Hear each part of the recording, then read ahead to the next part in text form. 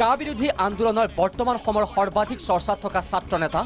আছুৰ সাধাৰণ সম্পাদক লুৰিণজ্যোতি গগৈ উদাত্ত ভাষণেৰে লক্ষ লক্ষ জনতাক আৱেগিক আৰু মোহাচ্ছন্ন কৰি ৰাখিব পৰা এইজন ছাত্ৰ নেতা এতিয়া অনাকাংক্ষিত বিতৰ্কৰ আৱৰ্তত জনসভাত মুখৰ পৰা ওলোৱা এটি বাক্যই মুহূৰ্ততে যেন দাগ লগালে লুৰিণজ্যোতি গগৈৰ ভাৱমূৰ্তিত সামাজিক মাধ্যমত মুহূৰ্ততে বিয়পিল অসমৰ জনতাৰ ঊৰ্ধত নহয় শ্ৰীমন্ত শংকৰদেৱ যেনেকৈ ছাত্ৰ সন্থা জনতাৰ ঊৰ্ধত নহয় অসম সাহিত্য সভা শ্ৰীমন্ত শংকৰদেৱ জনতাৰ অসমৰ ৰাইজৰ ঊৰ্ধত নহয় হ'ব নোৱাৰে ৰাইজৰ ভৰিৰ তলত ছাত্ৰ সন্থা আৰু অসম সাহিত্য সভা শ্ৰীমন্ত শংকৰদেৱ এই শাৰীয়ে মাত্ৰ বাক্য তাৰ পাছতেই লুৰিণজ্যোতি গগৈক একাংশৰ ক্ষুৰধাৰ সমালোচনা প্ৰকৃততে লুৰিণজ্যোতি গগৈয়ে ক'ব বিচাৰিছিল কি সেয়া জানিবৰ বাবে আমি উভতি যাব লাগিব 1 ফেব্ৰুৱাৰীৰ বোকাখাতৰ জনসভালৈ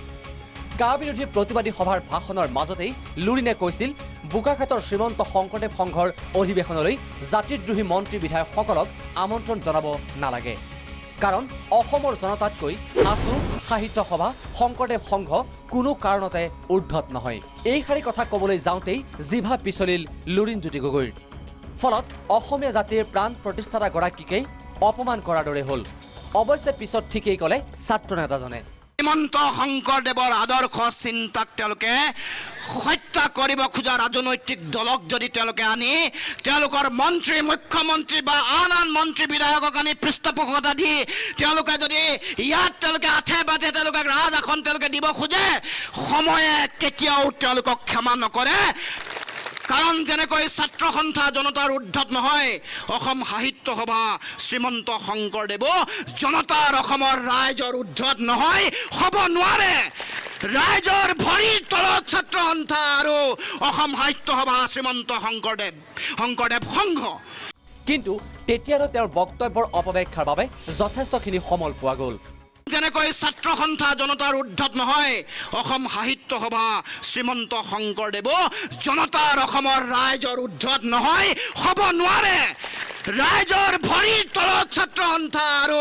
অসম সাহিত্য সভা শ্ৰীমন্ত শংকৰদেৱ অৱশ্যে 48 ঘণ্টাৰ পাছতেই স্থিতি স্পষ্ট কৰিলে লুৰিণজ্যোতি গগৈয়ে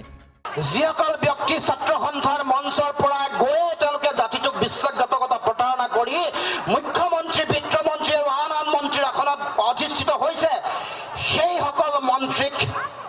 বাট মুকলি কৰি দিয়া সেইসকলক ৰাজআতিথ্য দি তেওঁলোকক